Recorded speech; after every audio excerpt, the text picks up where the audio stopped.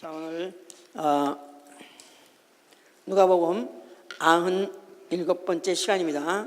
누가복음 21장 5절로부터 9절까지 봅니다. 누가복음 21장 5절로부터 9절. 자, 우리 기독교 신앙의 핵심 중에서 중요한 것 하나, 창조를 믿는 것과 또한 종말을 믿는 것입니다. 창조를 믿는다면은 종말도 또한 믿어야 된다, 그 말입니다. 이제 세월이 오래 가면서 역사가 이제 계속 진행되다 보니까, 오랜 역사가 되다 보니까 아마 앞으로도 또 오랜 또 세월이 있지 않을까, 또 나아가서는 영원하지 않을까, 이런 생각까지 이제 하게 합니다만은, 종말이 없는 믿음은 기독교 믿음이 아닙니다. 종말이 없는 믿음은 기독교 믿음이 아니다. 그러니까 기독교 믿음은 창조도 믿고 또한 종말도 믿는 것, 이것이 확고하게 믿어야 이제 기독교인의 믿음인데, 창조는 믿으면서 종말을 믿지 않는 그런 기독교인의 종파가 너무너무 많습니다. 또 믿는다고 말하지만 종말을 전혀 의식하지 않고 하나의 관념으로 생각하는 그런 믿음을 갖고 있는 사람이 너무너무 많이 있습니다. 자, 전도서 3장 1절에는요, 천하의 범사에 기한이 있고 모든 목적이 이룰 때가 있나니 그랬었어요. 천하 범사에 기한이 있고 모든 목적이 이룰 때가 있느니라. 자, 그래서 천하, 이 우주 안에, 모든 하늘 아래에는 모든 일은 반드시 다 정한 때가 있다, 즉 끝이 있다, 그 말입니다. 우주도, 나아가서는 지구도, 나아가서는 모든 동물도, 나아가서는 인류까지도, 모든 만물, 천하에 있는 모든 만물들은 반드시 끝나는 날이 옵니다. 하나님은 시작과 끝이 있으시지만 그 이외에 어떤 종류도, 어떤 존재도 시작이 있다면 반드시 끝이 있는 것입니다. 우리가 그러니까 종말을 믿는다 할 때, 종말은 우주적인 종말도 있고 개인적인 종말도 있습니다. 우주의 모든 삼라만상이 시작한 날이 있기 때문에 반드시 끝날 날이 있다. 인생도 난 날이 있는 자는 반드시 죽는 날이 있습니다. 그래서 해 아래 있는 것, 모든 것이 다 시작이 있고 끝난 날이 있다. 근데 그 끝나는 날 그냥 한순간에 너무나도 졸지에 끝난다는 이 사실, 이게 황당한 것이죠. 이제 항상 나라는 존재는 이렇게 살고 계속해서 살고 하는데 어느 날 어느 순간에, 그야말로 그 순간이라는 것은 몇 분의 몇 초인지는 모르지만 정말 찰나 한순간에 그 끝이 온다는 사실을 생각하면 우리 인생이 얼마나 지금 허무한 인생이며, 우리 인생의 이 삶이라는 것이 얼마나 허무한 헛짓을 하고 살고 있는가 한번 정말 깊이 생각해 봐야 되는 것이죠. 이제 영원하신 하나님이 자기 아들을 보내신다는 그 약속, 예언을 오래 수천 년 동안 깔아오셨어요. 예언자를 통해서, 나아가서는 비유, 형상을 통해서 그렇게 예언하셨었어요. 그런데 수천 년 동안 온다 오신다면서 안 왔었어요. 그렇기 때문에 뭘 오랴 그랬지만은 어느 날 나타나신 것입니다. 어느 날 육체로 오시고, 그가 육체로 사시다가 33년 사시다가 죽으시고, 또 그가 부활하셔서 하늘로 올라가셨어요. 이 역사 중에서 너무나 사실 짧은 기간이지만은 그는 분명히 오셨다가 가셨습니다. 예언하신 대로 보내신다는 그 아들 보내셨고, 그는 오셨다가 그가 돌아가신 것이죠. 올라가신 것이죠. 이제 자, 그리스도인은 이 사실을 그냥 그대로 믿는 것입니다. 이 사실을 믿는 뿐만 아니라 이 사실을 또 체험했기 때문에, 그래서 그리스도인의 생활을 영적 생활이라고 해요. 영적 생활. 유대인들은 하나님이 보내실 자를 기다리는 생활, 지금도 보내실 자를 기다리고 있습니다. 메시아가 온다, 이런 것을 그들 기다리고 있습니다만은, 우리는 이미 오셨다 가셨고, 그가 약속하신 대로 성령을 보내주신 다음에 성령을 받고 난 그리스도인은 이제야말로 본격적으로 이전의 생활과 전혀 다른 종교 생활이 아닌 영적 생활을 하고 있는 것이죠. 이제 자, 그런데 이제 문제는 오늘날의 이 기독교가 너무나 영적으로 무지하고 영적으로 무지한 나머지 체험도 없고 하다 보니까 기독교를 사상화 해버린 것입니다. 기독교 철학이니 아니면 기독교 사상이니 해가면서 이렇게 관념화 해버린 것 자체가 기독교가 방향을 잊어버린 것입니다. 방향 감각을 잃어버린 거예요.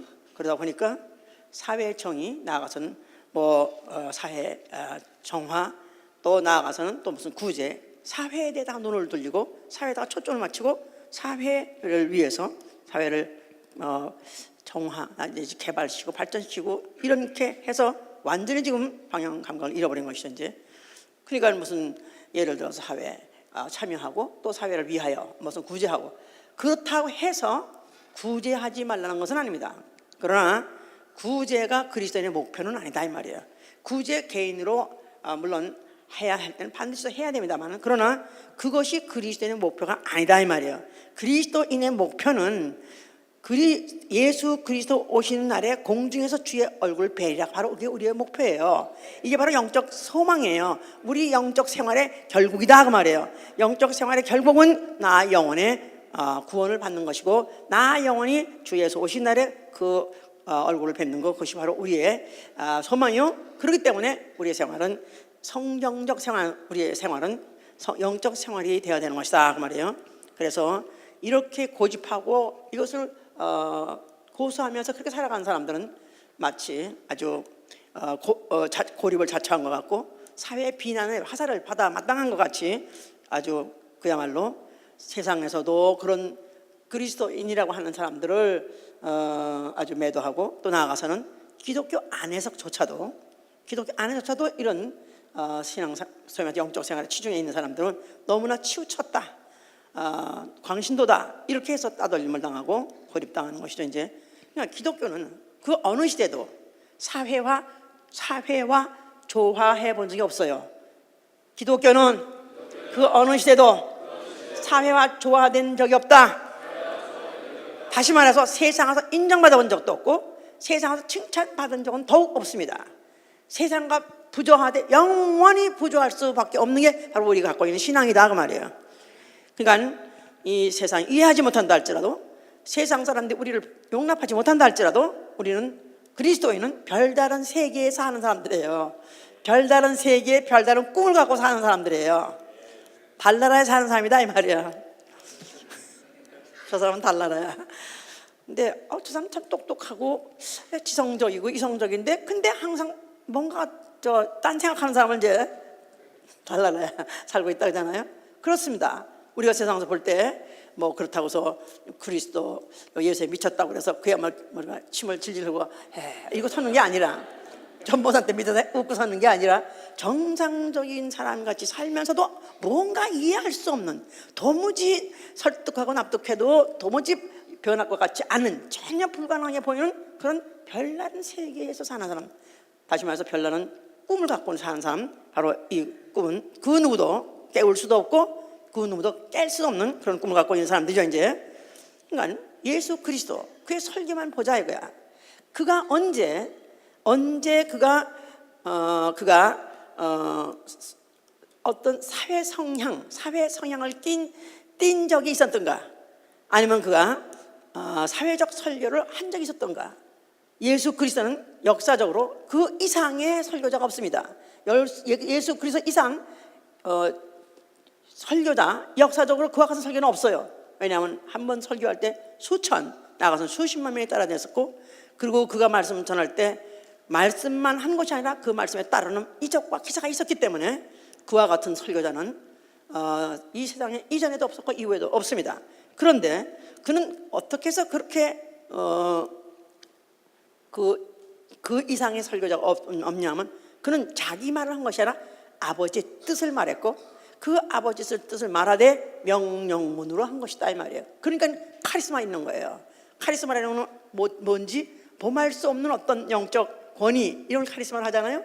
그러니까 예수 그리스도의 그 설교는 다른 어떤 인간이 무슨 오묘하고 화려하고 무슨 아주 멋있는 말을 한다 할지라도 그와 비교할 수 없는 것은, 그가 쓴 단어는 500단어밖에 안 된다고 하잖아요. 그러니까 보통 국민학교 학생도 다 알아들을 수 있는 정도의 그런 단어밖에 쓰지 않은 그런 말씀에도 불구하고 그 듣는 자들이 그 앞에 꼼짝할 수 없을 정도로 압도당할 수밖에 없었던 그 말은 하나님의 뜻을 전했던 것이고 하나님의 뜻 자체를 명령문으로 전했기 때문에 그런 것이다. 자, 그러니까 그 예수 그리스도의 설교는 어느 때도 사람의 비유를 맞추려고 또 사람의 살고 있는 사회를 발전시키려고 한 말씀이 전혀 없습니다. 오히려 어떤 사람이 와서 이 무슨 동전 한 님을 가져가지고 이것을 과연 우리가 가이사에 바쳐야 되느냐, 우리가 세금을 가이사에 꼭 바쳐야 되느냐고 물었을 때 예수께서는 가이사의 것은 가이사에게, 하나님 것은 하나님께 돌아오라, 이렇게 말씀하셨겠다 하고, 또한 어떤 재산을 나누는 문제 때문에 그것 때문에 예수한테 와서 상담을 한 어떤 청년에게 내가 재산이나 나눠주는, 물건이나 나눠준 사람 왔는 줄 아냐. 그러니까 가난과 무슨 부가 치우쳤다 할지라도, 빈부가 편중됐다 할지라도 예수는 전혀 그 문제에 개입하지 아니하시고, 또 부정 아니면 불균형적으로 돼 있다 할지라도 예수는 거긴 전혀 상관하지 아니하신 분으로서 그는 사회의 정화를 위해서나 사회 평등을 위해서나 사회 생활의 어떤 향상을 위해서 한 번도 사회를 위한 설교를 해본 적이 없다. 그런데 이제 어쩌다가 이제 부자 청년에게 이제 그가 예수를 따를 의향이 있기 때문에 예수에게 접근했을 때 예수께서는 내 모든 소유를 가난한 자에게 주고 나를 따라 하니까, 거기서 그것 때문에 예수 그리스도의 정신은 부자들이 재물을 가난하게 주는 것이 바로 예수의 정신이다. 그래서 결국은 이제는 마치 예수는 가난한 자의 친구요 또 가난한 자의 편으로서 온 것 같이 이렇게 돼 있지만은, 사실은 예수께서는 그 재산을 가난한 자 주는 게 목적이 아니라 예수의 설계의 목적은 그가 비우고 따르라, 빈 손으로 그를 따르는데 바로 거기에 주안점이 있다는 것을, 목적이 있다는 것을 안다면 그런 것 자체가 벌써 빗나가게 하는, 예수의 설교의 내용을 빗나게 하는 그런 사단적인 설교 해석이나 마찬가지죠. 이제 예수가 강조한 것은 나는 이 땅에다 내 나라를 세우려고 온 것이 아니다. 나는 하늘에 있는 바로 그 아버지 집 너희를 데려가려고 온 것이다 하고 말씀하셨기 때문에 오로지 그는 가난한 자에게 소망을 주되 하늘 아버지 집에 가서 살 소망을 준 것이고, 죄인에게 소망을 주되 다만 그를 믿음으로 의로워지는 소망을 주신 것이다, 그 말입니다. 그럼에도 불구하고 오늘날 교회는 무엇을 하고 있는가? 여전히 그 교회가 지금도 무슨 가난한 자를 구제해야 되고, 소외당한 자를 돌아봐야 되고, 고아원이나 양로원을 세워서 또 돌봐야 되고, 나아가서는 소외된 자 중에서 동성애자든가 이런 자까지도 옹호해야 되는 게 교회라고 이렇게 착각을 해서 오늘까지도 지금 교회가 교회로서의 기능을 망각하고 지금 완전히 딴 짓을 하고 있는 생각한다면은 사실 반그리스도적으로 사는, 아니면 반그리스도 교회가 지금 얼마나 이 세상에 많은지 모르죠. 이제 교회야말로 왜 그러냐 하면 교회는 사람들의 단체요, 사람들의 모임이요, 사람을 상대하는 여러 부류층의 사람들을 상대하고 사람들과 관계 맺고 사람들과 모이고 하다 보니까 인간사회 이렇게 지금 생각하기가 쉽죠. 이제 그러다 보니까 사회주의 성향이 가장 많이 나타날 유혹을 받는 것이 바로 교회다, 이 말이에요. 사회주의 성향이 나타날 유혹을 가장 많이 받는 것이 바로 교회다, 그 말이에요. 교회는 사회이기 때문에, 그렇죠? 교회는 사회이기 때문에 사회주의 성향이 가장 많이 나타나고 싶은 유혹을 갖고 있는 바로 단체, 바로 거기가 바로 교회가 되기 때문에 결국은 교회가 이제 그렇게 기울어 버린 것이다, 그렇게 빗나가 버린 것이다, 그 말입니다. 이제 이것이 다 어떻게 해서 시작했냐면 그 흐름이, 신학의 흐름이 해방신학에서부터 나왔다고 그래요. 해방신학이 바로 남미 가난 그 소외층에서부터 이제 시작을 했는데, 그래서 이제 해방신학, 대중신학, 신신학, 민중신학 다 똑같은 이제 얘기인데, 결국은 대중을 위하여, 민중을 위하여 이제 그런 민족을 위해서 사는 삶, 그것을 강조하는 그런 이제 신학파들의 부르짖는 것이 바로 그것이죠. 이제 그러다 보니까 그들이 결국은 사회주의화가 되었고, 그래서 난민 거의 다 사회주의예요. 그래서 그 다음에 그것이 이제 결국은 인본주의화가 된 것이다. 그래서 이제 우리가 여기서 정말 정신을 밤낮 들은 얘기를 할지라도 정신을 바짝 차려야 될 것은 그리스도인은 나라의 법을 준수해야 되고 파괴하거나 도전하면 안 되는 것이다. 그런데 과거에도 그랬고 지금도 그렇고 무슨 부정선거, 무슨 타도니, 또 정권 타도니, 또 무슨 약소 무슨 소수 민족이든지 아니면 소수 계층 사람들을 위한 투쟁이니 이런 것들이 이런 운동 나아가서 이런 데모가 움직이려면 항상 거기 빠지지 않고 나간 자들이 누구냐면 캐톨릭은 반드시 꼭 나가요. 무슨 정의 구현 사제단이니 해가면서 꼭 나타나고, 또 이제 이런 해방신화 이런 이제 층의 그런 부류의 이런 신학도 목회자 이런 사람들이 이제 거기 나가는 거죠. 그런데 성경에서는 한 번도 현 정권에 대해서 아무리 그 정권이 부정하다 할지라도, 또 부정선거해서 또 장기 집권을 하는 독재자를 할지라도 거기에는 항거하는 말이 한 번도 없습니다. 그냥 모든 권세에게는 굴복하라. 그래서 한번 로마서 13장 보세요. 로마서 13장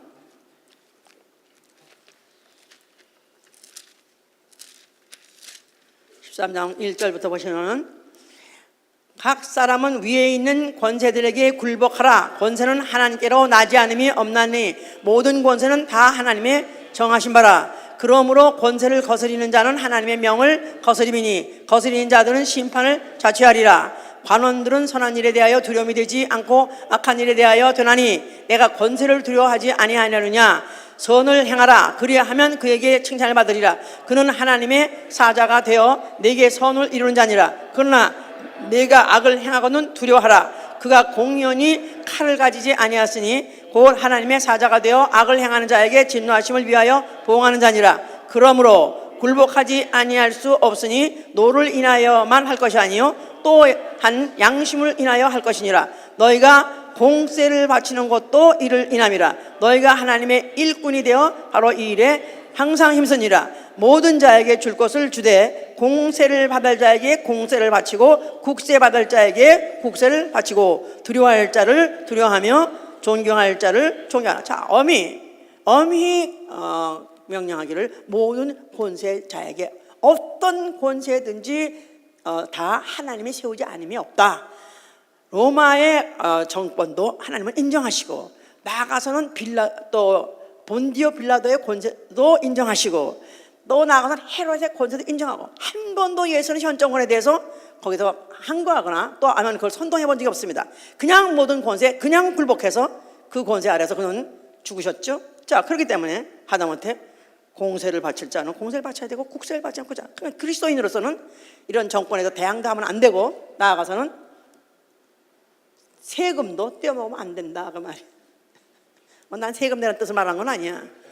어떻게 이 세금 내는 것도 어떻게 하면 이것도 덜 내고 싶고, 어떻게든지 이런 것도 좀 안 낼 핑계를 대고 싶지만, 그것도 권세자가 그냥 그대로 내라고 했으면 그대로 내라. 그러니까 불평과 불만이 있더라도 현세 그대로 내버려 두라. 그들은 죽은 자는 죽은 자대로 죽은 자 일을 하도록 내버려 두고, 너희는 육체는 또 네가 이 세상 삶은 그들을 인정하되 내 영혼만큼은 거기에 지배를 받지 말라 그 말입니다. 그러니까 더 어려운 거예요. 그렇죠?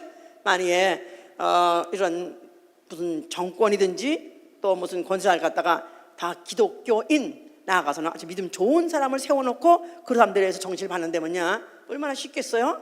예?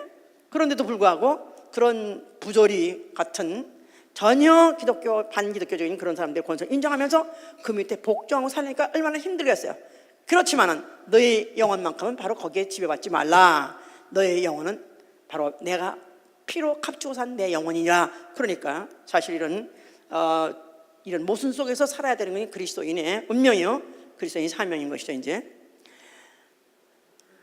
예수 그리스도는 과연 그가 이 땅에 오셔서 무슨 일을 하셨는가? 그는 아버지의 나라를 위해서, 아버지 뜻을 위해서 그가 그 몸으로 봉사하셨어요.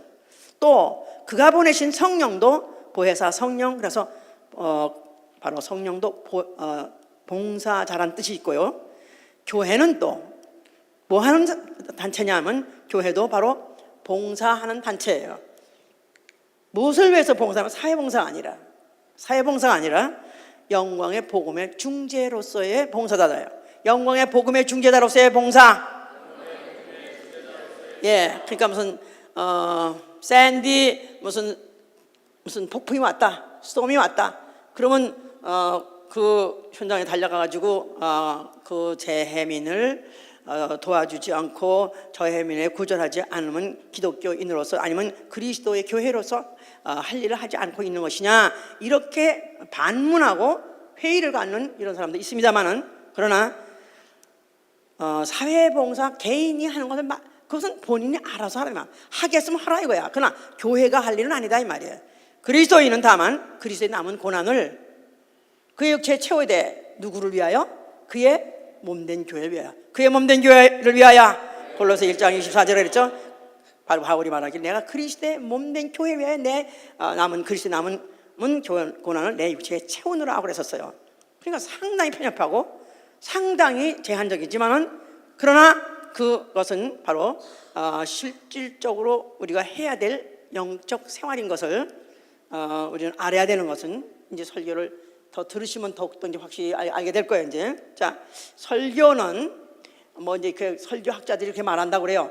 본문 설교와 제목 설교가 있다 그런데요. 본문은 이제 하나 성경구도 읽고, 그다음에 그 설교 본문을 인용해서 본문에서 과거의 역사라든가 아니면 과거에 이제 존재했던 인물들을 비유를 해서 사람들을 가르치려고 하는 거예요. 다시 말해서 모범적인 어떤 사람의 삶을 그대로 살라. 그래서 이제 사람을 가르치려고 하다 보니까 인간 교육을 위해서, 인간을 위하여 나가서 인본주의로 이제 그게 치우치게 되는 것이죠. 이제 본문을 빙자해서 그걸 이제 하는 것을, 그렇게 하는 것을 모형학적, 본문을 빙자한 모형학적 설교라고 말한대요. 복잡하지 마하여튼간에 본문을 빙자해서 모형학적으로, 자, 그러니까 모형학적, 다윗을 얘기하자 말. 예를 들어 다윗을 얘기한다. 그럼 다윗은 참 뭐 그야말로 충성스러운 자요, 나아가서는 참 용맹스러운 자요. 그래서 다윗같이 살자. 그러면 짝짝짝 반대할 사람 아무도 없어. 그죠? 예. 물론 주일학교 학생들이 주로 이제 이걸 가르치고 있는데 사실 이것도 이제 문제다 이거야. 결국은 욥을 이제 예를 들어서 설교한다 이거야. 욥의 이제 뭐 생애를. 그러면 욥에서 시작해서 욥으로 끝나는 거야. 그래서 욥은 뭐 그는 하나님을 그와 같이 경외한 사람이 없느니라. 그는 하나님을 경외했던 자요. 또 나아가서 그는 어떤 환난이 와도 그는 불평원망하지 않고 시험 들지 않고 그는 참은 자요, 인내한 자요. 그러다가 결국 그 인내한 끝에 결국 이렇게 잘 됐다. 결국 이렇게 설교 시작해서 끝나는 게 이게 바로 본문 설교라는 것이다 그 말이에요. 자, 그러면은 또 한 가지 이제 본문 빙자에서 본문 설교가 한 가지 또 어디로 치우칠 수 있냐면 영해로 치우칠 수 있다고 그래요. 영해로 모든 영적 해석이다. 그래가지고 모든 사건을 영적 해석 보는 거다. 본다 이 말이에요. 예수 그리스도가 만약에 중풍병자를 고쳤다.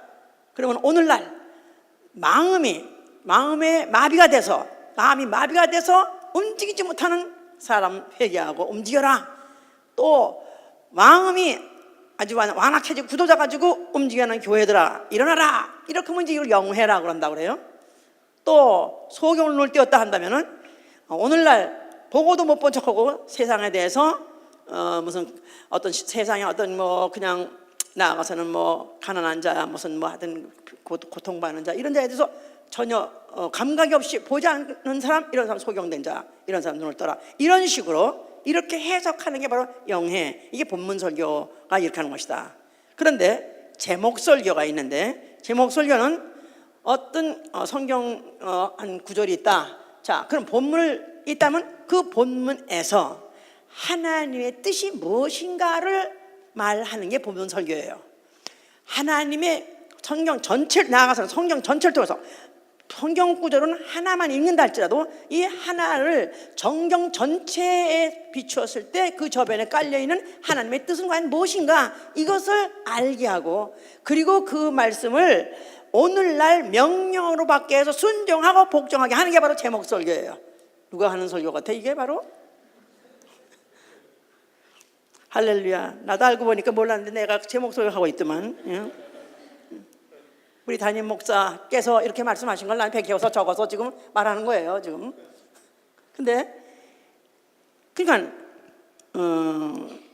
이렇게 설교를 하더라도 본문 설교로 하니까 결국은 치우치는 게 인본주의로 치우치는 거고, 인간을 위해서 하는 거고, 인간을 깨우치고 인간을 가르치려는 것이고, 그러나 제목 설교를 하면 하나님을 알게 하는 것이다 이 말이에요.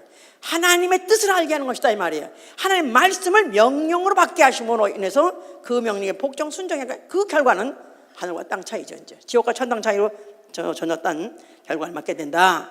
자, 여기 지금 본문에서 그야말로, 자, 아까 어떤 사람이 성전을 가리켜 그 미석과 한물로 꾸민 것을 말하매 예수께서 가라사대 너는 보는 이것들이 날이 이르면 돌 하나도 돌 위에 남지 않고 다 무너뜨리리라 그랬었어요. 자, 어떤 사람이 성전을 보니까, 뭐 성전은 그야말로 너무너무 아름다운 미석, 돌, 나는 예루살렘 못 가봤지만요, 로마에 가보니까 그 뭐 바티칸 성전이니 뭐 어떤 무슨 성전이니 뭐 그 옆에 있는 유럽의 모든 나라들이 거의 다 미석이라는 게 바로 그 아름다운 돌 아니에요? 그러니까 그 색깔이, 돌의 색깔이 그렇게 여러 가지일 수가 없어요. 대리석기 뭐 하여튼 분홍에다가 무슨 파랑에다가 초록색에다가 없는 색깔이 없어요. 그래서 그런 거 가지고 그냥 온통 기둥 뭐 벽 무슨 천장 다 이렇게 뭐 했는데 보면은, 야, 어떻게 이런 돌을 이렇게 정교하게 깎아서 이렇게 아름답게 만들까 정말 감탄할 정도로, 꼭 저 밀반죽 가지고 그냥 주물러서 만든 것 같이 어떻게 돌을 이렇게 아름답게 깎고 이렇게 아름다운 돌을 이렇게 했나 할 정도로 경탄이 나와요 정말. 근데 아마 예루살렘 성전이 그랬던 것 같아요. 그러니까 이제 사람들이 이 아름다운 이 돌, 이 미석으로 이 미석과 나아가서는 헌물로 꾸며진 이것을 그들이 경탄하면서 말한 것이다 이 말이야. 막 선생님 참 아름답죠. 어쩌면 이 아름다운 돌 가지고 이렇게 이런 웅장한 이 성전을 지었을까요? 그런데 그게 헌물로 지었다 이렇기 때문에 백성들의 피와 땀으로 지어졌다 이 말이에요. 그 백성들의 피와 땀, 거기다 플러스 솔로몬의 지혜가 플러스 돼가지고 이제 지었다고 생각하니까, 그러니까 이렇게 아름다운 성전에서 아주 거품을 물고 칭찬을 하고, 이렇게 이런 아름다운 성전이야말로 돌로 지었으니까 오래오래 영원히 가지 않겠어요 하면서 그런 마음을 먹고 있는 것을 예수께서 읽으셨어요. 그러니까 예수께서 하시는 말씀이, 너희가 보는 이것, 바로 이 성전 감탄하느냐 뭐 경탄하느냐, 날이 이르면 돌 위에 돌 하나도 남지 않고 무너뜨리라 이렇게 말했었어요.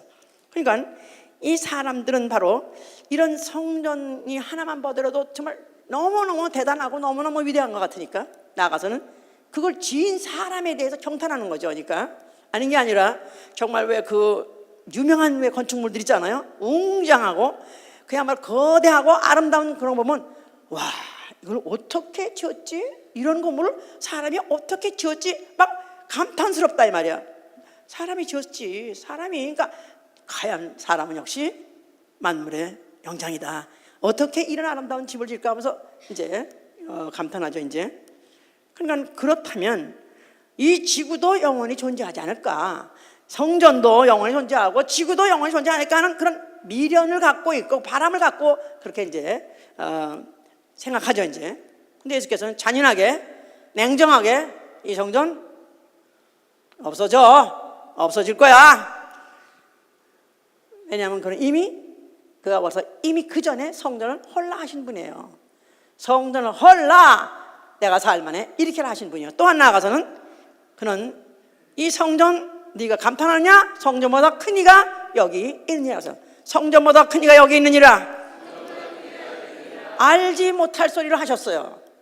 헐었다가 어떻게 46년에 지은 것을 갖다 어떻게 헐었다가 사흘 만에 일으키며, 또 성전보다 큰 이가 여기 있다. 누굴 말하는 거야 도대체? 아니, 예수 자기가 어떻게 이 성전보다 크다고 말하나? 그러니까 도대체 이해할 수 없는 말인데, 이것을 성전의 발전 역사를 안다면 우리는 이해할 수 있는 것이죠. 성전의 역사. 그러니까 수천 년 동안에 성전이 이제 발전돼 왔고 또 존재해 왔죠. 이제 첫째, 자, 성전의 유래, 성전의 시작은 어디서부터 시작이냐면 광야에서 시작했어요. 광야에 있는 성전을 성막이라고 말해요. 광야의 성막. 이거는 누구를 통해서 계시하신 것? 모세를 통해서 계시하시고 모세가 감독해서 짓게 한 거지 현재. 자, 거기에는 무엇을 뒀다? 여호와 이름을 둔 것이요.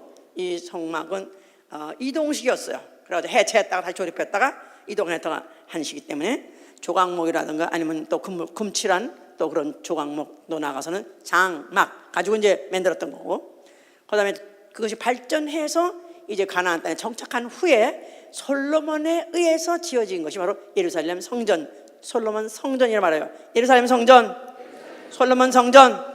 자, 거기도 물론 여호와 이름을 두고, 근데 거기는 이제 붙박이로 이동식이 아니라 기초석이 든든하게 말할 수 없이 그야말로 집대위만한 기초석을 갖다가 세워놓고 돌기둥을 세우고 아주 무너지지 않게 튼튼하게 그렇게 지었죠 이제. 그러나 그것은 어디까지나 그 후에 알고 보면은 그건 참것의 모형이요 그림자의 비유라고 해서, 참것의 모형이요 비유요 그림자. 예, 히브리서 8장 5절 또 9장 24절 9장 9절 24절 그렇게 돼 있죠 이제. 참것이 올 때면 다 사라져버리고 없어져버려야 될 때까지, 그때까지만 다만 보존된 것이고. 자, 이제 예수께서 그 성전을 향해서 이 성전을 헐어버리라 사흘 만에 이렇게 했으니 바로 그 성전은 성전된 자기의 육체라 그랬죠. 세 번째, 예수 그리스도 성전 자체 해보세요. 예수 그리스도가 참성전이에요. 참성전. 자, 그러니까 이 모든 그 전에 있던 성전들은 발전되고 보존돼 왔다 할지라도 그건 다 폐기될 것들, 사라질 것들, 헐어버릴 것들이었고, 예수 그리스도가 바로 그 육체로 오셨을 때 그럴 성전이었다. 그 자체도 죽었다가 부활하시고 하늘에 오르시고 성령을 보내주시면 이 땅에 세울 성전이 있었으니 그 바로 뭐냐면 교회다 이 말이에요. 그렇죠? 네 번째로 교회. 자, 그래서 교회는 에베소 2장 한번 보세요. 에베소 2장 21절 22절.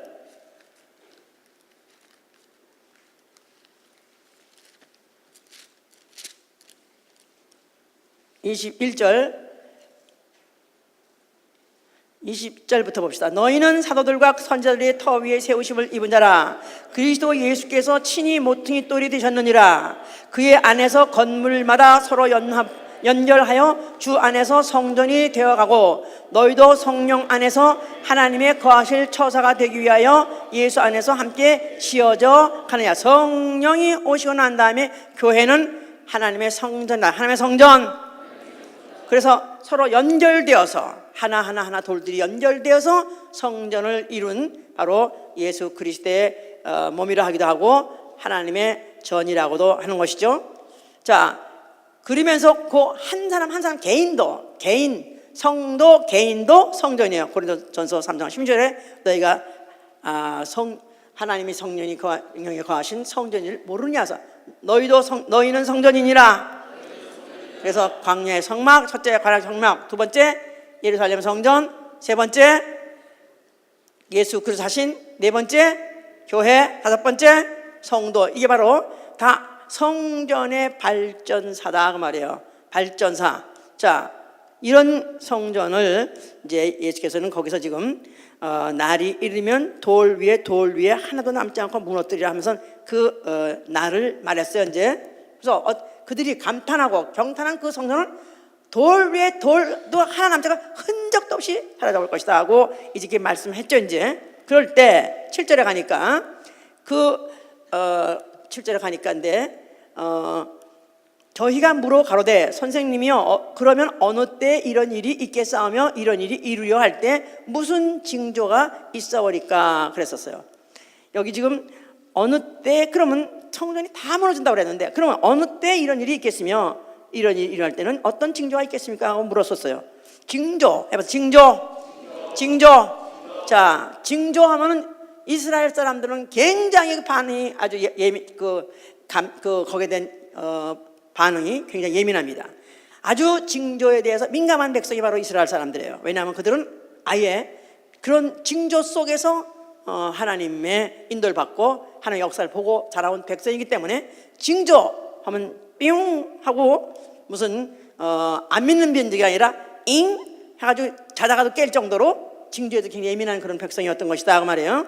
그래서 이들은 무슨 또 어떤 천기 뭐 어떤 세상에 어떤 이런 천재지변 통해서 이런 징조가 나타날까 그렇게 이제 생각을 했었어요 이제. 자, 근데 예수께서는 그 말에 오히려 느닷없이 의외로 다른 말씀을 하시는데 8절에 보니까 가라사대 미혹을 받지 않도록 주의하라. 많은 사람이 내 이름으로 와서 이르되 내가 그러라 하며 때가 왔다 하겠으나 저희를 쫓지 말라 그랬었어요. 이 8절에 보면 여기 지금 그러면서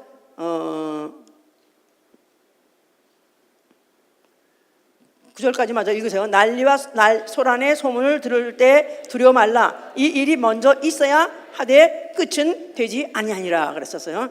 자, 그러면서 이제 그 어느 때에 대한 어떤 종말에 대한 어느 때 징조 이런 것에 대해서 예민하게 반응하면서 질문하는 사람들에게 예수께서는 미혹을 받지 않도록 주의하라. 많은 사람이 와가지고 내 이름으로 와서 내가 그니라 하고 말한다는 거예요. 내가 그니라고 하는데 마태복음 24장에는 뭐라고 말하냐면 마태복음 24장 보세요. 마태복음 24장 똑같은 말씀인데 마태는 이렇게 말하고 있어요. 마태는 24장 4절 5절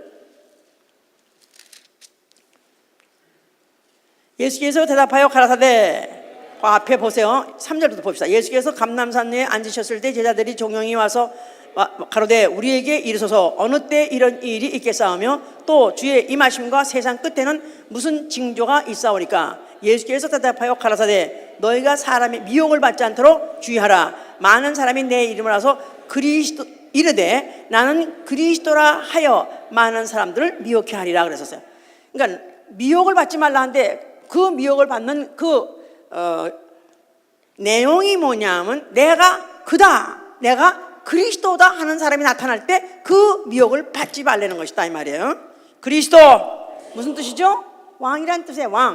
왕 그리스도 왕. 그러니까 내가 왕이다 하고 나타났다 할지라도 이런 징조가 먼저 있고 그리고 나타나는 것 그래야 나타나는 것이지 때는 아직 아니다 하면서 예수께서 절대로 미혹받지 말라고 하셨어요 이제. 그러니까 사람의 미혹을 받지 않도록 주의하라. 나는 그리스도라 하는 자의 미혹을 받지 말라 그 말이죠. 나는 그리스도라 하는 자의 미혹을 받지 말라. 그러면서 연이 이어서 아까 이제 9절에 말씀하셨듯이 난리와 난리 소문이 들을 때 두려워하지 말라. 이런 일이 있어야 하되 끝은 아니니라. 그래서 이제 미혹을 받지 말라. 난리와 난리 소문이 있다 할지라도 그러나 그것이 세상 끝은 아니다. 세상 종말이 그걸로서 그 전쟁으로서 난리로서 끝나는 것이 아니다 하면서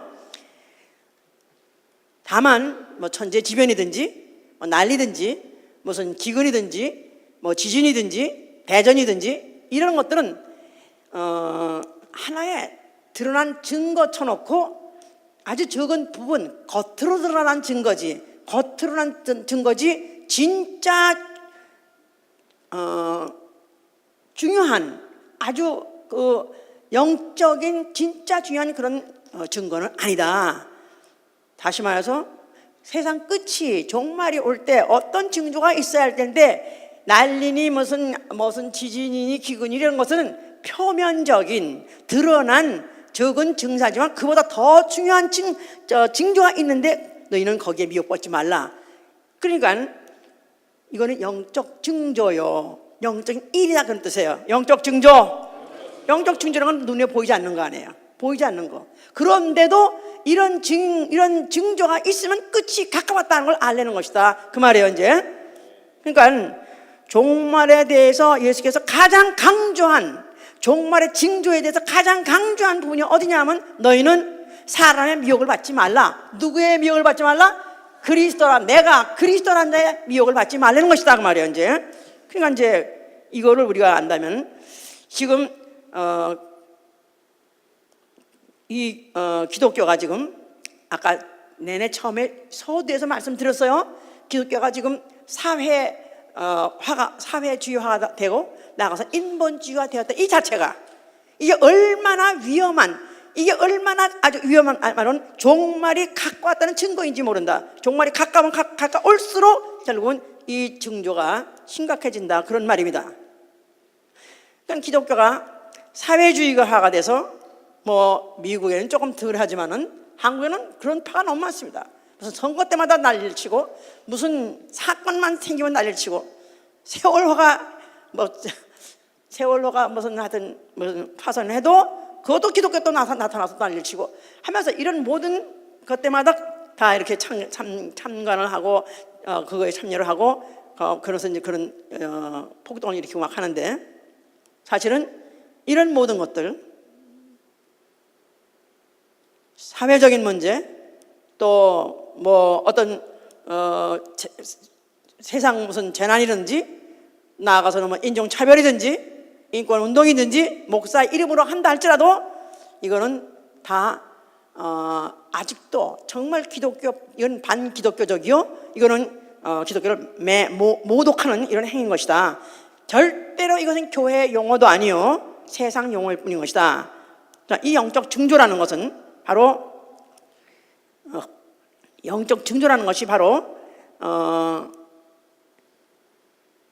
제일 먼저 너희들이 이제 앞으로 심각하게 영적 징조가 나타났다면 알아라 하는 것은 언제부터 확실하게 알 수 있느냐 하면은, 첫째, 데살로니가전서 5장 3절에 저희가, 자 보세요, 데살로니가전서 5장 3절,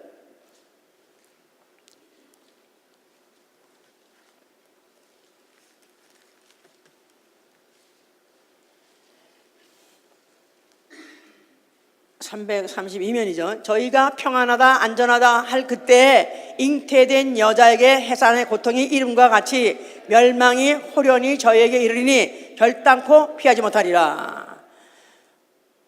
평안하다 안전하다 할 때 멸망이 호련히 임한다. 그러니까 평화시대가 온다는 것입니다. 지금 요새 뭐 전쟁인 소식이 있고 뭐 요새 아주 뭐 여기저기서 하루가 멀다 하고 그냥 전쟁이 터지고 무슨 사건이 터지고 막 이렇게 하니까 이거 종말인가 보다 하는데 아직 아니란 것입니다. 먼저 이 일이 있을 것은 평안하다 안전하다, 다시 말해서 세계가 평화를 누릴 날이 온다는 거예요. 세계 전쟁이 끝이고 또 하나가 되어서 이제 평화 시대를 누릴 날이 온다는 것입니다. 다시 말해서 이제 적그리스도가 나타날 것이다 그 말이죠. 그리스도가 하나면은, 나라가 하나면은 싸울 것도 없어요. 그렇죠? 전쟁할 필요가 없어요. 난리 낼 필요가 없어요. 지금 미국이라는 나라가 이렇게 한 대륙을 차지하다시피 해도 한 나라이기 때문에 주와 주가 싸우지 않는 것 같이, 만약에 이런 전 세계가 한 왕이 나타나면은 그러면 서로 이런 모든 분쟁이나 난리는 없어질 것이고 오히려 평안하다 안전할 것이다 그랬어요.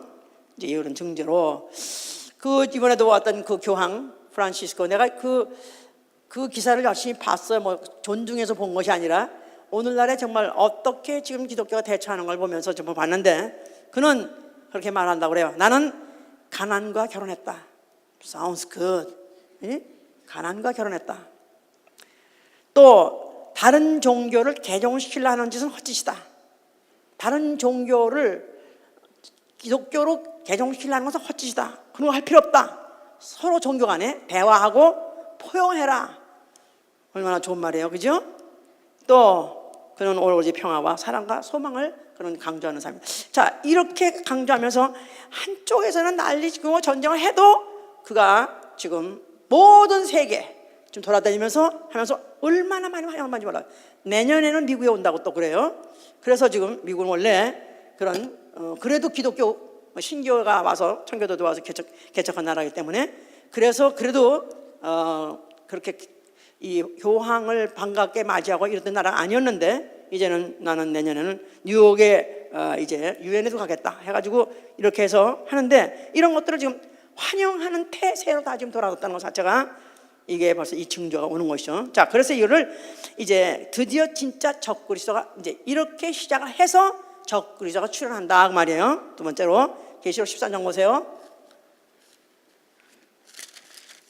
13장 4절부터 5절에 보면은 뭐 여러 가지 길지만은 대충 그냥 간단히 뽑아서 용이 짐승에게 권세를 주므로 용에게 경배하며 짐승에게 경배하며 가로되 누가 이 짐승과 같으뇨 누가 능히 이로 더불어 싸우려 하리라. 또 짐승이 큰 말과 참남된 말하는 입을 받고 또 42달 일할 권세를 받으니 그랬었어요. 그러니까 여기 지금 용은 누굴 말하는 거죠? 마귀를 말하는 거죠. 마귀, 공중권세 잡은 자 마귀. 자, 짐승에게 권세를 주라 그랬었어요. 근데 그 권세를 받음에 용이 경배받고 짐승이 경배받더라. 그런데 이 짐승이 큰 말과 참남된 말하는 입을 받고 또 42달 일할 권세를 받으냐 그랬어요. 42달이라면 3년 반이죠. 예, 42개월 동안 그것을 3년 반으로 해석을 한다면은 그래서 그 큰 아주 굉장히 큰 어떤 아주 권세를 받아가지고 이제 그 입에 권세가 굉장한 권세를 누릴 것이다. 입에서 나온 말이 큰 권세를 행사할 것이다 하는 그걸 말을 했어요. 자, 그래서 이제 앞으로 짐승 다시 말해서 이제 적그리스도가 나타나는데 그것은 마귀가 그에게 권세를 주더라 줬는데 마귀만 권세를 준 것이 아니라 하나님도 허락하셨다고 했어요. 계시록 17장 17절 보시면은 17장 17절 417면 하나님이 자기 뜻대로 할 마음을 저에게 주사 한 뜻을 이루게 하시고 저희 나라를 그 짐승에게 주게 하시되 하나님 말씀이 응하기까지 하심이라.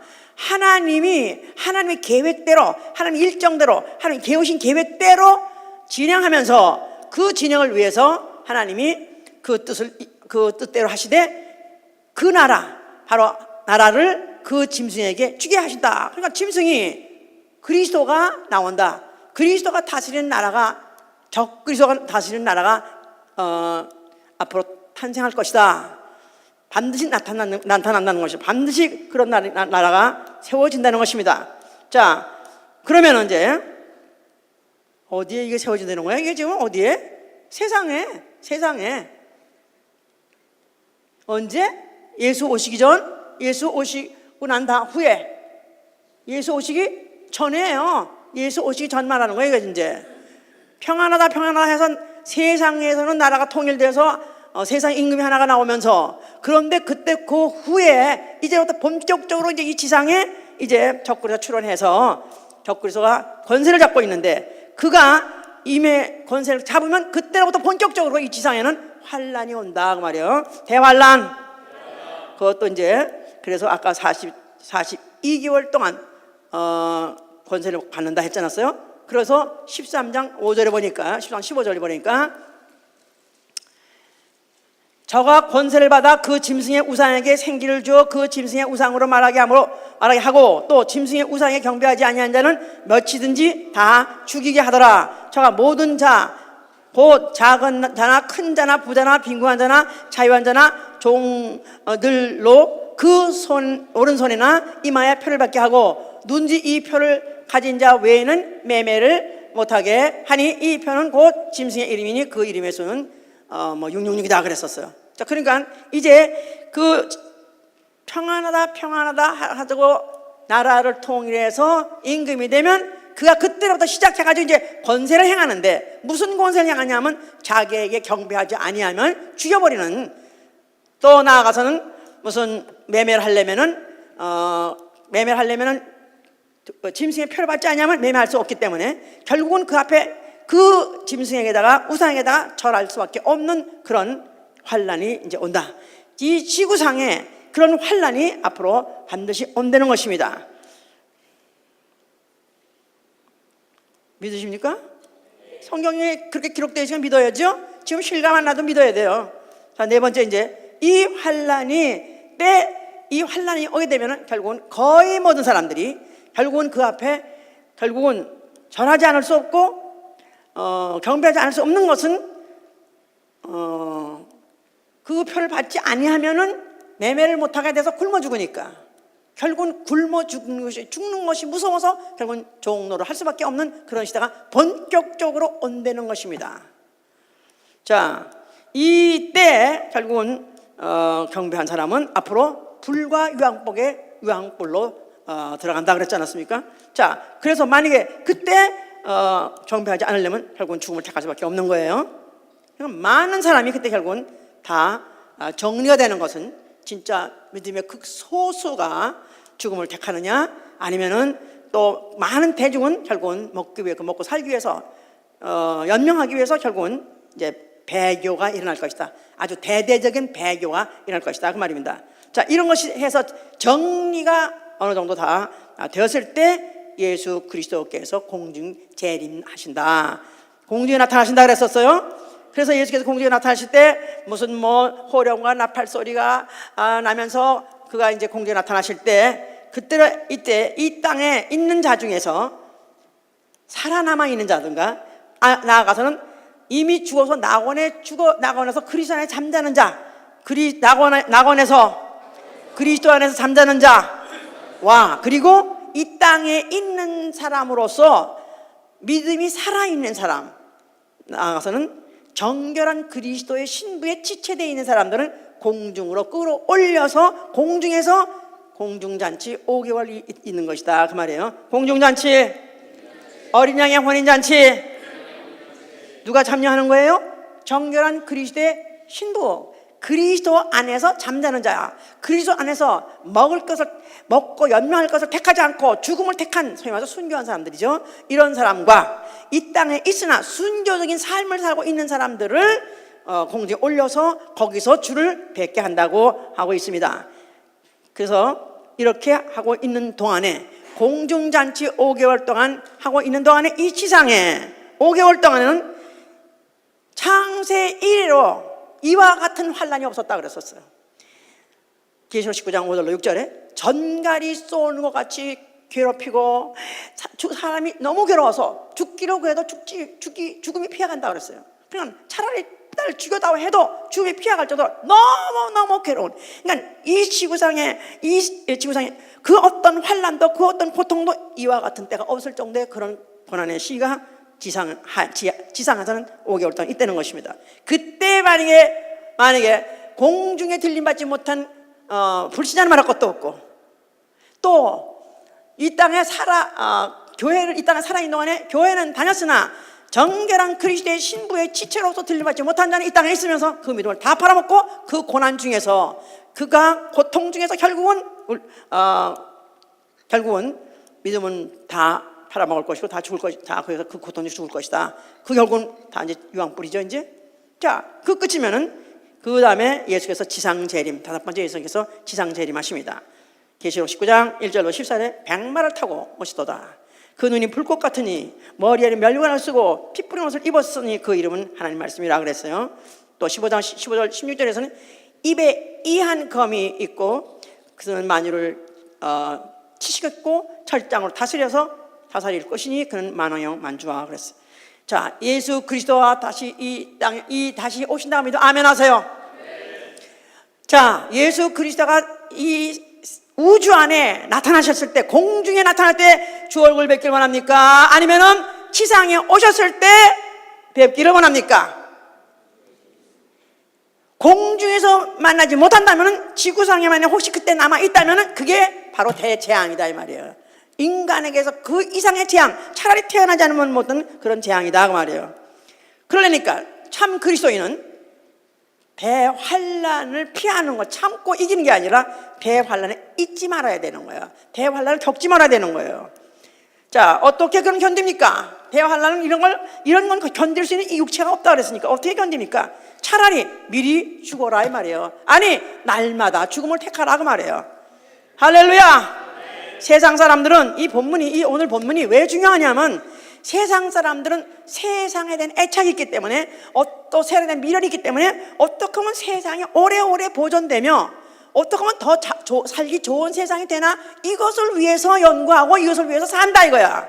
그리스도인은 세상이 더 발전하기를 원하는 것이 아니라, 세상이 더 정화되고 세상이 더 살기 좋은 세상을 되게 하기 위해서 사는 것이 아니라, 우리는 어차피 주님 오실 때는 미련 없이 떠날 것이다 이 말이에요. 어차피 불타버릴 이 소돔과 고모라 성을 빠져나가듯이 유감 없이 미련 없이 떠날 준비를 해야 되는 것이다 그 말이에요. 그러니까 그리스도인은 예수께서 아까 강조하고 말씀과 같이 미혹을 받지 말라는 것입니다. 미혹을 받지 말라. 그냥 무슨 새 시대니, 새 종교니, 새 정부니, 한 세상이니, 한 마음이니, 이런 것이 아름다운 어떤 환상적인 언어 같다 할지라도 이게 다 뉴 에이지 무브먼트 나오는 것이다. 이게 바로 적그리스도, 바로 사단에게서부터 나온 사상이다 이 말이에요. 사상의 교훈이다. 사단의 사상이고 사단의 교훈이다 이 말이에요. 여기 미혹받지 말라는 것입니다. 우리는 종말은, 이거는 피치 못하는 거예요. 하나님의 경륜 속에서 이 우주도 종말이고 인간도 한번 태어났다 반면 죽습니다. 자, 그렇다면은 무엇을 하다가 죽을래? 그게 중요한 것이고, 죽되 어떻게 죽을래? 이게 중요한 것이다 그 말이에요. 나는 날마다 죽노라. 바울이 말하기에 나는 날마다 죽노라, 나는 날마다 사노라, 나는 날마다 죽노라. 그러니까 날마다 종말같이, 오늘이 이 지구상의 마지막 날같이 살라 그 말이에요. 오늘 죽어도 유감 없이 살라 그 말이에요. 어떻게 날마다 죽는가? 그러니까 성경에도 계시록가 1장에 첫째 벌에 누가 참여하니까 하나님 예수의 증거와 하나님 말씀을 인하여 목뱀을 받은 사람이 첫째 벌에 들어간다 그랬죠? 하나님 말씀과 예수의 증거와 하나님 말씀으로 인해서 목뱀 받은 자, 그런 자가 첫째 벌에 들어간다. beheaded, 이 목을 잘라져 죽는 자, 이런 사람이 첫째 벌에 들어간다. 요새 우리 이 비헤링에 대해서, 이 목 참수형에 대해서 미국이 각종 뒤집혀가지고 온통 지금 온 초미의 관심을 갖고 있습니다. 그 제임스 폴리라는 미국 기자인데, 다 아시죠? 들어보셨죠? 뉴스. 예? 워낙 세상하고 다 멀어서 뉴스도 안 보시는지 모르지만, 예, 미국 기자인데 사진 기자예요. 근데 이 사진 기자는 자기 집안이 천주교 신자예요. 자기도 천주교 신자고. 그런데 이 사람은 프리랜서예요. 프리랜서 사진 기자야. 그러니까 어떤 무슨 AP 통신이니 무슨 월스트리트 저널에 파견 기자니 그런 사람들이 아니라, 그러니까 어떤 큰 무슨 뉴스 무슨 매개체들 이런 데서 파견한 사람들은 그 회사에서 월급도 많이 주고요. 그 다음에 또 보험도 들어있고, 그런데 너무너무 돈이 많이, 경비가 많이 들어가니까 그런 대형 회사들, 또 이런 인류 회사들에서, 이런 미디어에서는 안 보낸대요. 전쟁이 아주 심한 곳에 안 보낸대요. 그러니까 거기 날 누가 메꾸냐면 프리랜서들이 메꾼대. 그러니까 소속이 없지만 사진은 잘 찍는 사람들이야. 그러니까 목숨을 걸고 들어가는 거예요. 그래서 이 사람은 지난번에 2011년에는 리비아에서 잡혀가지고 44개월인가? 예, 4개월? 아니야. 하여튼 44일을 구류돼 있다가 극적으로 또 석방돼가지고 다시 또 시리아로 갔어요. 근데 이 사람들이 사진 한번 찍고 그 사람 하나만 보내면 어떤 데는 적으면 70불, 나가서 300불 준대요. 근데 70불 내지 300불 받는 그거 가지고 목숨을 거는 거예요, 사람들이. 근데 잡혔어요. 그래가지고 지금 한 2년 구류해 있다가 이번에 이시스라고 지금 이라크의 극단 그 테러분자들, 그들이 지금 나라를 세워가지고 지금 어디 댐을 무슨 지금 장악을 했느냐 해가지고 미국이 바로 막 공습했잖아요. 그래가지고 그 댐을 다시 미국이 다 탈환해가지고 이란 사람들, 이라크 사람들이 줬어요. 여기에 분개해가지고 그 후얼리라는 사람을 사막에다가 갖다가 끌고 나가가지고 거기에 무릎을 꿇게 해가지고 그 애에다가 그걸 갖다 결국은 참사했는데, 그거를 처음에 초기 때는, 처음에 유튜브에 올렸을 때는 다 그 참사하는 장면까지 다 보여줬었대요. 근데 너무 끔찍하고 그래가지고 이제 결국은 유튜브가 내렸다 그러는데, 그래서 참술당했어요. 근데 이 사람은 왜 그걸 가느냐? 그 다음에 그 신문기자는 적은 월급에도 적은 수입에도 그가 왜 가느냐 하면은 시리아인의 고통을 세계에 알리러 갔다. 나는 시리아인의 고통을 세계에 알리러 갔다. 그게 바로 그의 사명이라고 그래요. 나는 이제 이런 기사를 보면은 참 억장이 무너지고, 너무 애석한 것은 참 나이 40에 뭐 애는 하나 있더래요. 그냥 있다 그러는데 아직도 이 젊은 나이에 목이 잘려 죽었다. 그러니 이 목이요, 옛날에 과거에 목을 잘려 참수형이 기독교인인 그 역사, 기독교 순교 역사에도 목을 잘라 죽이는 경우가 많이 있었다는데, 이게 한 번에 댕그당 나가지 않고 어떤 때는 안 잘려져 가지고 몇 번을 쳐가지고 그리고 죽이기도 한다고 그래요. 그러니까 이 목이, 아니 닭도 한 번에 안 잘라지잖아요. 이게 닭목도 간으로도. 이 사람 목이, 굵은 목이 잘 잘라지겠어요? 그러니까 얼마나 고통스러웠을까. 그거 자체가 정말로 너무 불쌍한 데다가 이 사람이 죽은 이유가 뭐냐면 시리아의 고통을 세계에 알리려고 자기는 자기 목숨을 바꾸는 그런 지역에 들어갔다. 글쎄, 시리아인의 고통을 세계에 알려서 뭐하냐 이거야. 목배임을 받으면서까지 죽는 이유가 이 세상의 어떤 한 지역의 사람들의 고통을 세계에 알려서 뭘 하겠느냐 이 말이야. 그게 왜 죽는 목적이 돼야 되고 그게 죽는 그게 동기가 돼야 되느냐. 얼마나 불쌍하다 이거야. 우리 예수 그리스도인은 뭐 하다 죽어야 되느냐. 차라리 죽으려면은 내가 구원의 나팔수가 되어서 나팔 불다가 죽어야 되지 않느냐 이 말이야. 예수의 증거와 하나님 말씀을 인해서 내가 목뱀을 파는 데는 첫째 부활로 보상해 주시지만은 그 죽음을 누가 보상하느냐 이 말이야. 그 죽음도 고통스러웠지만 그 죽음 끝에 지옥에 가서 영원히 고통받는 그 헛된 죽음이야. 얼마나 얼마나 헛되고 얼마나 아깝습니까? 얼마나 아삭합니다. 우리 주 예수 그리스도 다시 오신다고 믿으면 아멘 하세요. 관념이 아니라 이거야. 관념은 그렇게 생각하고 온답니다. 온댔죠. 그냥 그렇겠죠 하는 거지만, 온다고 믿는 사람은 보는 사람이야. 미리 보는 사람. 구원의 망대에 올라가서 적군의 지금 미동을 확대해서 보는 것 같이, 예수 그리스도 온다는 그 사실을 내 눈으로 보는 것 같이, 현장 가서 보는 것 같이 사는 것이다 그 말이에요. 오늘 하루 살 때도 오늘 지구상에서 마지막 날로 알고 사는 것이다 그 말이에요. 주 예수 그리스도 곧 오십니다. 아멘.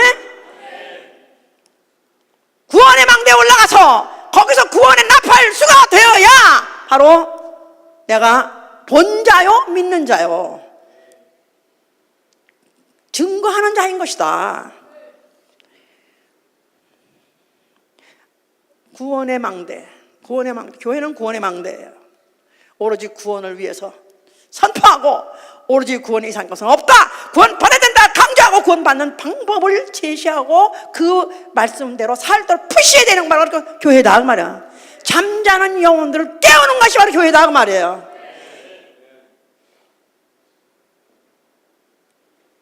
우리에게 내일은 없다. 내일은 보장 없다. 오늘 하루를 마지막으로 살라. 영혼들 깨우는 자가 바로 나팔수요. 바로 자기가 나팔수가 되려니까 자기 스스로 깨 있어야 돼요. 자기 스스로 깨 있어야 되고, 그리고 잠자는 영혼들을 깨우는 자가 바로 나팔수다 그 말이에요. 우린 교회의 본연의 자세가 뭔지 아냐? 사회운동하는 것이 아니라 선행할까 그걸 말리는 게 아니다 이거야. 구제에 말리는 게 아니다 이거야. 제일 먼저 우선하고 해야 되는 잠자는 영혼들을 깨어낸다 그 말이에요. 주 예수 그리스도 오십니다. 곧 오십니다. 오실 때는 믿는 자와 선인과 악인과 또 악인과 의인을 그냥 인정사정 없이 갈라낸다는 것입니다. 그럴 때 정말 나 영혼, 나는 정말로 준비가 되어 있는가?